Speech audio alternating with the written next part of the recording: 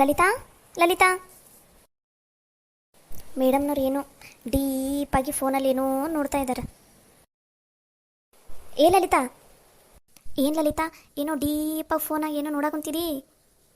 ಏ ಲಲಿತಾ, ಏನ್ಲೆ ಸವಿ ಏನಾತ?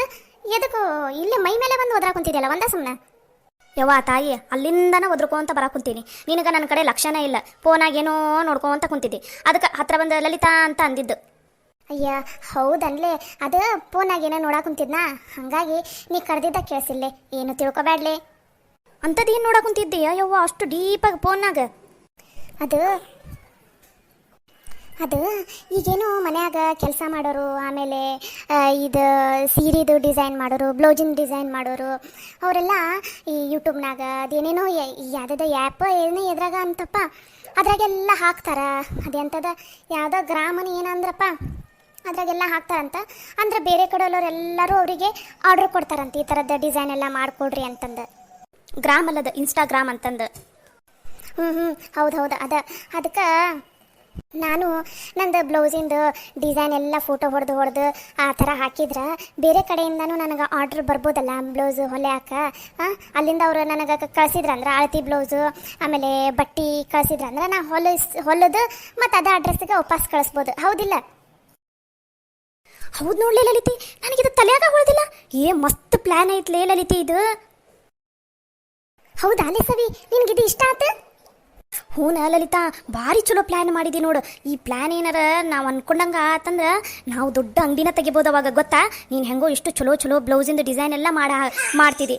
ಅಲ್ಲ ಲಲಿತಾ, ನಾವು ಮೊದಲಿಗೆ ಒಂದು ಚಲೋ ಜಾಗ ಎಲ್ಲರ ನೋಡಿ, ಬಜಾರ್ ಕಡೆ ಇರುವಂಥದ್ದು ನೋಡಿ ಒಂದು ಅಂಗಡಿ ಹಾಕ್ಬಿಡೋಣ, ಅವಾಗ ಎಲ್ಲರಿಗೂ ಗೊತ್ತಾಕೈತಿ, ಹೌದಿಲ್ಲ? ಆಮೇಲೆ ನಿಂಗೆ ಬ್ಲೌಸ್ ಹೊಲಿಯೋಕ್ಕೆಲ್ಲ ಭಾಳ ಬರ್ತಾವು, ಹೌದಿಲ್ಲ? ಈಗ ಮನ್ಯಾಗ ಕೂತ್ಕೊಂಡು ಹೊಲಿತೀವಿ ಬಿಡು, ಒಬ್ಬೊಬ್ರಿಗೆ ಗೊತ್ತೈತಿ ಒಬ್ಬೊಬ್ರಿಗೆ ಗೊತ್ತಿಲ್ಲ, ಅಕ್ಕಪಕ್ಕದ ಹಳ್ಳಿಯರಿಗೆಲ್ಲ ಗೊತ್ತಾಗಬೇಕಲ್ಲ. ನಾವು ಒಂದು ಅಂಗಡಿ ಹಾಕಿದ್ರೆ ಹೆಂಗಿರುತ್ತೆ ಸವಿ? ನಾವು ಒಮ್ಮಿಗೆ ಅಂಗಡಿ ಹಾಕೋದೇ ದೊಡ್ಡ ಮಾತಲ್ಲ. ಈಗ ಮೊದ್ಲ ನಮ್ಮ ಕೈಯಾಗ ರೊಕ್ಕಿಲ್ಲ, ಆಮೇಲೆ ಅಂಗಡಿ ಬಾಡಿಗೆ ಕಟ್ಟೋದು ಹೆಂಗೆ, ಅದನ್ನ ನಿಭಾಯಿಸೋದು ಹೆಂಗೆ, ಹೌದಿಲ್ಲ? ಅದಕ್ಕೆ ಏನು ಮಾಡಬೇಕು, ಫಸ್ಟ್ ಈ ಥರ ಇದು ಆನ್ಲೈನಲ್ಲಿ ಈ ಥರ ನಾವು ಈ ಥರ ಬಟ್ಟೆ ಹೊಲಿತೀವಿ, ಈ ಥರ ಡಿಸೈನ್ ಎಲ್ಲ ಹೊಲಿತೀವಿ ಅನ್ನೋದನ್ನು ಫಸ್ಟ್ ಹಾಕೋಣ, ಆಮೇಲೆ ಭಾಳ ಮಂದಿ ಗೊತ್ತಾಗೈತಿ. ಹಂಗೆ ಸುತ್ತಮುತ್ತಲು ಎಲ್ಲ ಕಡೆ ಈಗ ಈ ರೋಡ್ ಕ್ರಾಸ್ ಅಲ್ಲೆಲ್ಲ ನಾವು ಒಂದು ಅಂಗಡಿದ ಯಾವ್ದಾರ ಒಂದು ಹೆಸರು ಹಾಕಿ ಅಲ್ಲಿ ಬ್ಯಾನರ್ ಹಾಕ್ಬಿಡೋಣಂತ.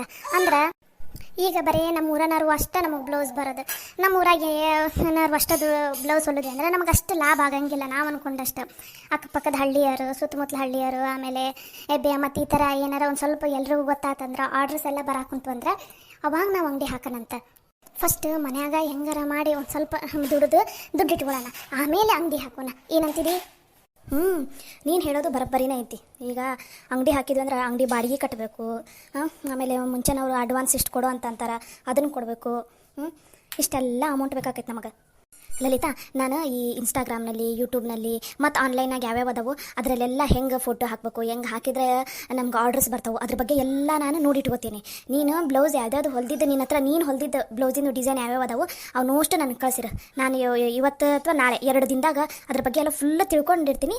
ಆಮೇಲೆ ನೀನು ಅದು ನಮ್ದು ಒಂದು ಐಡಿ ಅಂತಾರೆ, ಅದಕ್ಕೆ ಐಡಿ ರೆಡಿ ಮಾಡಿ ನಮ್ದು ಒಂದು ಹೆಸರು ಮೇಲೆ ಒಂದು ಯಾವ್ದಾರ ಒಂದು ಹೆಸರು ಹಾಕಿ ನಮ್ದು ಒಂದು ತೆಗೆದು ಚಾನಲ್ ತೆಗೆದು ಹಾಕಕ್ಕೆ ಬರ್ತೈತಿ, ಹೌದಿಲ್ಲ? ಅಷ್ಟು ಮಾಡಲೇ ಪುಣ್ಯ ಬರ್ತೈತಿ, ನನಗಂತದ್ದು ಗೊತ್ತಾಗವಲ್ದು. ಅದಕ್ಕೆ ನೀನು ಅಷ್ಟು ಮಾಡು, ನಾನು ಯಾವ್ದಾವ್ದು ಬ್ಲೌಸಿನ ಡಿಸೈನ್ ಚೆನ್ನಾಗಿರೋದೆಲ್ಲ ಹೊಲ್ದೀನಿ, ಅದರದೆಲ್ಲ ಫೋಟೋ ಒಂದು ಕಡೆ ನೀಟಾಗಿ ಸೆಟ್ ಮಾಡಿರ್ತೀನಂತ. ಅಷ್ಟೇ ಮಾಡೋಣ ತಗೋ, ಹೆಂಗಾರ ಮಾಡಿ ಇಬ್ಬರು ಎಷ್ಟರ ಕಷ್ಟ ಆಗ್ಲಿದ್ದು, ನಿನಗೆ ಏನೇನು ಬೇಕು ಅದನ್ನೆಲ್ಲ ಹೆಲ್ಪ್ ಮಾಡ್ತೀನಂತ. ಹಂಗೆ ಲಲಿತಾ, ಈಗ ಒಂದು ತಿಂಗಳದಾಗ ನೀನೇನು ಮಾಡು, ಈಗ ಹೊಸದು ಇದು ಫ್ರಾಕ್ ಆ ಥರ ಎಲ್ಲ ಬರ್ತೈತಿ, ಆ ಥರ ಡಿಸೈನ್ ನೋಡು ಕಲಿ. ಬೇಕಾರೆ ನನ್ನ ಹತ್ರ ಒಂದು 4 ಸೀರೆ ಅದಾವು, ಆ ಸೀರೆ ತೊಗೊ. ನಿನ್ನ ಹತ್ರ ಮತ್ತು ಯಾವ ಹಳೆ 1-2 ಸೀರೆ ಇದ್ರೆ ನೋಡು, ಇಲ್ಲಾಂದ್ರೆ ನನ್ನ ಹತ್ರ ಸೀರೆ ಅದಾವೆ ಹಳೆವು, ಅವನು ತೊಗೊಂಡು ನಿನಗೆ ಹೊಸ ಯಾವ್ಯಾವ ಡಿಸೈನ್ ಬಂದವು ಆ ಥರ ಹೊಲಿಯೋದು ಕಲಿ. ನೀನು ಹೊಸ ಡಿಸೈನಿಂದು ಹೊಲಿದೆ ಅಂದರೆ ಅವಾಗ ಭಾಳ ಜನ ನಿನ್ನ ಹತ್ರ ಬರ್ತಾರೆ, ಹೌದಿಲ್ಲ? ನೀನು ಕಲಿ, ನಿನ್ನ ಜೊತೆ ಅದು ಕಟ್ ಮಾಡೋದು ಅದನ್ನೆಲ್ಲ ನಾನು ಕಲಿತೀನಂತ. ನಾ ಕಟ್ ಮಾಡಿದೆ ಅಂದರೆ ನೀವು ಹೊಲಿತಿದ್ದಿ, ನೀನು ಹೊಲಿ, ನಾ ಕಟ್ ಮಾಡ್ತೀನಂತ, ಹೌದಿಲ್ಲ? ನಾನು ಟ್ರೈ ಮಾಡ್ತೀನಿ ಆದಷ್ಟು ಹೊಲಿಯಾಕ, ಕಟ್ ಮಾಡೋಕೆ. ಅಕಸ್ಮಾತ್ ನನಗೆ ಏನಾರು ಬರಲಿಲ್ಲಪ್ಪ ಅಂತಂದ್ರೆ ನೀನು ಹೊಲಿಯೋದು, ಕಟ್ ಮಾಡೋದು ಎಲ್ಲ ಮಾಡು, ನಾ ಆರ್ಡ್ರ್ ತೊಗೊಳೋದು, ಆಮೇಲೆ ಪ್ಯಾಕ್ ಮಾಡಿ ಕಳಿಸೋದು, ಆಮೇಲೆ ಇದೇನದು ಇದು ಕಾಜಿ ಗುಂಡಿ ಮಾಡೋದೆಲ್ಲ ಹೇಳ್ಕೊಟ್ಟಿಲ್ಲ, ಅದನ್ನೆಲ್ಲ ನಾ ಮಾಡ್ತೀನಂತ. ಸರಿ ಆಯ್ತು, ನೀನೇನು ತಲೆ ಕೆಡ್ಸ್ಕೊಬೇಡ. ಈಗ ಈ 1 ತಿಂಗಳಲ್ಲಿ ನಾನು ಹೆಂಗಾರ ಮಾಡಿ ಹೊಸ ಡಿಸೈನ್ ಯಾವ್ಯಾವ ಬಂದವನ್ನ ತಿಳ್ಕೊಂಡು ಹೊಸ ಡ್ರೆಸ್ ಹೊಲಿಯೋದನ್ನು ಕಲಿತೀನಿ. ನಿನ್ನ ಹತ್ರ ಸೀರೆ ಅದಾವಂದೆಲ್ಲ ಅವ್ನು ಕೊಡು, ಅದರಲ್ಲಿನ ನಾ ಕಲಿತೀನಂತ. ನೀನು ಅದು ಆರ್ಡ್ರ್ ತೊಗೊಳೋದು ಅದನ್ನೆಲ್ಲ ಕೆಲಸ ನೀನು ಮಾಡು, ಸರಿನಾ? ಲಲಿತಾ, ಎಷ್ಟರ ಕಷ್ಟ ಆಗಲಿ ನಾವು ಚಂದನ ತಂಗೆ ದುಡ್ದು ರೊಕ್ಕ ಇಟ್ಕೊಂಡು 4 ಮಂದ್ಯಾಗ ನಾವು ಹೌದನ್ನಂಗಾಗನ. ನಮ್ಮ ಅತ್ತಿ ಏನು ನಮ್ಮ ಹತ್ರ ರೊಕ್ಕಿಲ್ಲ ಅಂತ ನಮ್ಮನ್ನೇನು ಕೀಳಾಗಿ ನೋಡಕ್ಕೆ ಕುಂತಾಳಲ್ಲ, ಅಕ್ಕಿ ಮುಂದೆ ನಾವು ರೊಕ್ಕ ಚಂದನ ತಂಗೆ ದುಡ್ದು ಇಟ್ಕೊಂಡು ನಾವು ಹೌದು ಅನ್ನಂಗೆ ಆಗ್ಬೇಕು. ನಿಜ ಸವ್ಯ, ಅದು ಮಾತ್ರ ನಿಜ. ಅದು ಏನು ನಮ್ಮ ಹತ್ರ ರೊಕ್ಕಿಲ್ಲ, ನಾವು ಬಡವರು ಅಂತಂದು ಏನು ನಮ್ಮನ್ನು ಇಷ್ಟು ಕೀಳಾಗಿ ಕಾಣಕೊಂತಾಳಲ್ಲ ನಮ್ಮ ಅತ್ತೆ. ಆಕಿನ ತಪ್ಪಾತು. ರೊಕ್ಕ ಮುಖ್ಯ ಅಲ್ಲ, ಪ್ರೀತಿ ವಿಶ್ವಾಸ ಮುಖ್ಯ. ರೊಕ್ಕನ ಹೆಂಗೆ ಬೇಕಾದ್ರೆ ಯಾರು ಬೇಕಾದರೂ ಸಂಪಾದನೆ ಮಾಡ್ಬೋದು, ಪ್ರೀತಿ ವಿಶ್ವಾಸನ ಸಂಪಾದನೆ ಮಾಡೋಕ್ಕಾಗಲ್ಲ ಅನ್ನೋದನ್ನು ನಾವು ಗೊತ್ತುಪಡಿಸ್ಬೇಕು. ಅದು ಅಲ್ಲದೆ ನಾವು ದುಡ್ದು ನಾವು ಚೆನ್ನಾಗಿ ತಂಗಿದ್ವಿ ಅಂದ್ರೆ ಮುಂದೆ ನಮ್ಮ ಮಕ್ಕಳು ಅವರು ಕೂಡ ಆರಾಮಾಗಿರ್ತಾರೆ. ಇವಾಗ ನಾವೇನು ಕಷ್ಟಪಡಾಕುಂತೀವಲ್ಲ, ಇದು ನಮ್ಮದು ಮುಂದಿನ ಮಕ್ಕಳಿಗಾತ, ನಮ್ಮದು ಮುಂದಿನ ಪೀಳಿಗೆಗೆ ಕಂಟಿನ್ಯೂ ಆಗೋದು ಬೇಡ, ಹೌದಿಲ್ಲ? ಹೌದು ಲಲಿತಾ, ನಾವೀಗ ಕಷ್ಟಪಟ್ಟು ಚಂದನ ತಂಗೆ ದುಡಿದ್ವಿ ಅಂದ್ರೆ ನಮ್ಮದು ಮುಂದಿನ ಜನ್ರೇಷನ್ ಏನೈತಲ್ಲ ಅವ್ರಾರು ಒಂದು ಸ್ವಲ್ಪ ಆರಾಮಾಗಿರ್ತಾರೆ. ಆದ್ರೆ ಒಂದು ಮಾತು ಲಲಿತಾ, ಏನು ಹೇಳು? ಇವಾಗ ನಾವೇನು ಇದನ್ನು ಪ್ಲ್ಯಾನ್ ಹಾಕ್ಕೊಂಡಿವಲ್ಲ, ಈ ವಿಷಯ ನಮ್ಮಿಬ್ಬರ ಮಧ್ಯೆ ಅಷ್ಟೇ ಇರಲಿ. ಸದ್ಯಕ್ಕೆ ಯಾರಿಗೂ ಗೊತ್ತಾಗೋದು ಬೇಡ, ನಮ್ಮ ಗಂಡಂದ್ರಿಗೂ ಗೊತ್ತಾಗೋದು ಬೇಡ. ಯಾಕ್ಲೆ ಅವರಿಗೂ ಗೊತ್ತಾಗೋದು ಬೇಡ ತಿದಿ? ಅವರು ಖುಷಿ ಪಡ್ತಾರಿಲ್ಲ?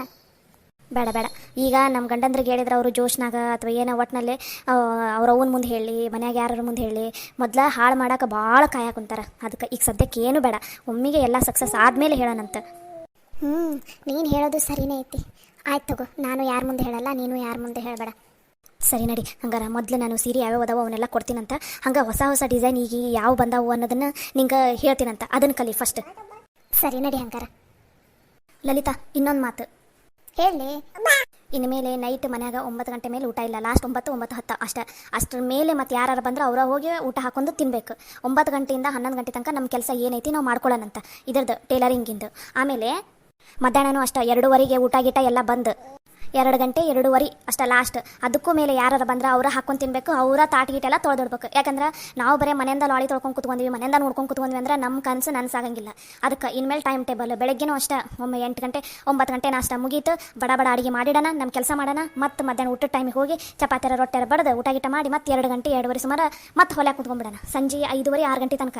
ಆಮೇಲೆ ಎದ್ದೋಗಿ ಚಾಗಿ ಮಾಡಿಕೊಟ್ಟು ಮತ್ತೆ ನಮ್ಮ ಟೈಮ್ ಸಿಕ್ಕಾಗ ನಾವು ಮತ್ತೆ ಬಂದು ಕೂತ್ಕೋಬೇಕು. ಆದಷ್ಟು ನಮ್ಮ ಟೈಮನ್ನು ಕಲಿಯೋದ್ರ ಕಡೆ, ಇದು ನಮ್ಮದು ಕೆಲಸನ ಮುಂದುವರ್ಸೋ ಕಡೆ ನಾವು ಲಕ್ಷ್ಯ ಕೊಡಬೇಕು. ಏನು ಕರೆಕ್ಟ್ ಹೇಳಿದ್ದೀನಿ ನೋಡಲಿ. ಇದನ್ನೆಲ್ಲ ಮನ್ಯಾಗ ನೀನೇ ಫಾಲೋ ಅಪ್ ಮಾಡಿ. ನಾನು ಹೇಳಿದೆ ಅಂದ್ರೆ ನನ್ನ ಮಾತನ್ನು ಕೇಳೋದೇ ಇಲ್ಲ. ನೀನು ಜಬರ್ಸಿ ಹೇಳ್ತಿದ್ದಲ್ಲ, ನಿನ್ನ ಮಾತಾದ್ರೆ ಕೇಳ್ತಾರೆ. ನೀನು ಅದ್ರ ಬಗ್ಗೆ ಎಲ್ಲ ತಲೆ ಕೆಡಿಸ್ಕೋಬೇಡ, ನಾನು ಹೇಳ್ದಷ್ಟಷ್ಟ ಮಾಡಿ ನೀನು ಸಾಕು. ಆಮೇಲೆ ನೀನು ಕನಿಕರ ತೋರಿ ಒಂದು ದಿನ ಏನಾರ ಟೈಮ್ ಮೀರಿನೋ ಅವ್ರು ಬಂದ ಮೇಲೆ ಊಟ ಕೊಟ್ಟೆ ಅಂದ್ರೆ ದಿನ ಅದನ್ನ ಕಂಟಿನ್ಯೂ ಮಾಡ್ತಾರೆ. ಯಾವುದೇ ಕಾರಣಕ್ಕೂ ನೀನು ಕನಿಕರ ತೋರಾಕೋಬೇಡ. ಅವ್ರು ಬರ್ತಾರೆ ಅಷ್ಟು ನಾವು ಹೇಳಿವಲ್ಲ, ಅಷ್ಟರೊಳಗೆ ಊಟ ಮುಗಿಯೋದು ಚಲೋ, ಅಷ್ಟ್ರಾಗ ನಾವು ಅಡುಗೆ ಮಾಡಿರ್ತೀವಿ, ಬಂದು ಊಟ ಮಾಡ್ಕೊಂಡು ಹೋಗ್ಲಿ ಅಷ್ಟೇ. ನೀನು ಮಾತ್ರ ಅವ್ರಿಗೆ ಮರಗಕ್ಕೆ ಹೋಗಬೇಡ. ನಮ್ಮ ಕೆಲಸ ಏನೈತಿ ಅದ್ರ ಕಡೆ ನಾವು ಲಕ್ಷ್ಯ ಕೊಡೋಣಂತ ಮೊದಲು. ಸರಿ ಆಯ್ತು ತಗೋ. ಬಾ, ಮೊದಲು ನಾನು ನಿನಗೆ ಸೀರೆ ಕೊಡ್ತೀನಿ, ಆ ಸೀರೆ ತಗೋ. ಹಂಗೆ ಡಿಸೈನ್ ಯಾವ್ಯಾವ ಓದಲ್ಲ ಅವನು ಹೇಳ್ತೀನಿ. ಬಾ. ಹಾಯ್ ಎಲ್ಲರಿಗೂ ನಮಸ್ಕಾರ. ನಿಮ್ಮೆಲ್ಲರಿಗೂ ನಮ್ಮ ವೀಡಿಯೋಸ್ ಇಷ್ಟ ಆಗ್ತಾ ಇದ್ದರೆ ದಯವಿಟ್ಟು ವೀಡಿಯೋಸ್ಗೆಲ್ಲ ಲೈಕ್ ಮಾಡಿರಿ, ಶೇರ್ ಮಾಡಿರಿ, ಕಮೆಂಟ್ ಮಾಡಿ, ಹಾಗೆ ಸಬ್ಸ್ಕ್ರೈಬ್ ಆಗಿ ಮತ್ತು ಪಕ್ಕದಲ್ಲಿರೋ ಬೆಲ್ ಐಕನ್ ಮೇಲೆ ಕ್ಲಿಕ್ ಮಾಡಿ. ನಾನು ನಿನ್ನೆಯಿಂದನೇ ಕಾರ್ಟೂನ್ ಜಗತ್ತು ಚಾನಲ್ಗೂ ವೀಡಿಯೋಸ್ ಹಾಕ್ತಾಯಿದ್ದೀನಿ, ತುಂಬಿದ ಮನೆ ಕಥೆನ. ದಯವಿಟ್ಟು ಎಲ್ಲರೂ ಆ ಚಾನಲ್ಗೂ ಹೋಗಿ ವೀಡಿಯೋಸ್ ನೋಡಿ, ಹಾಗೆ ದಯವಿಟ್ಟು ಆ ಚಾನಲ್ಗೂ ಸಬ್ಸ್ಕ್ರೈಬ್ ಆಗಿ ಅಂತ ಕೇಳ್ಕೊತಾ ಇದ್ದೀನಿ. ನಮಸ್ಕಾರ. ಹಾಗೆ ನಾನು ಎಲ್ಲ ಕಮೆಂಟಿಗೂ ರಿಪ್ಲೈ ಮಾಡ್ತಾಯಿದ್ದೀನಿ. ದಯವಿಟ್ಟು ನೀವು ನಿಮ್ಮ ಕಮೆಂಟ್ ಕೆಳಗಡೆ ನೋಡಿ. ನಾನು ನೈಟ್ ಎಲ್ಲ ಕಮೆಂಟಿಗೂ ರಿಪ್ಲೈ ಮಾಡಿನೇ ಮಲ್ಕೊಂಡಿರ್ತೀನಿ. ದಯವಿಟ್ಟು ನೋಡಿ. ನಮಸ್ಕಾರ.